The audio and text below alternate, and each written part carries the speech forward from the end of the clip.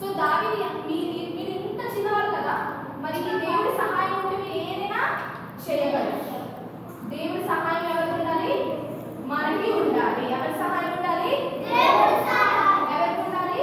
మనకి ఉండాలి. దావీదుకి ఎవరి సహాయం ఉంది? దావీదు ఎలాంటి వాడు?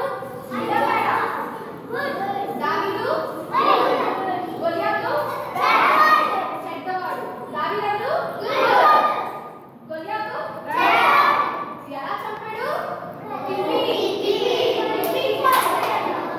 ఎవరిని? గొలియాతుని చంపాడంట. మరి దావీదుకి అంత బలం ఎలా వచ్చింది?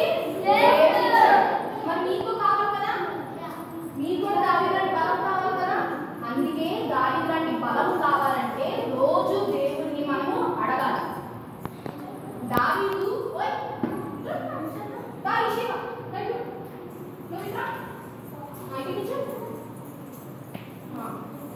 దావీదు రోజు దేవుడిని బలం అడిగేవాడట, శక్తి అడిగేవాడట, ప్రార్థన చేసేవాడట.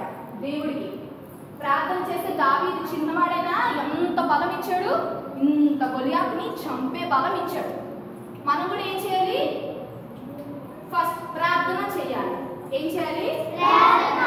ప్రార్థన చేయాలి. దేవుణ్ణి ఏమడగాలి? శక్తి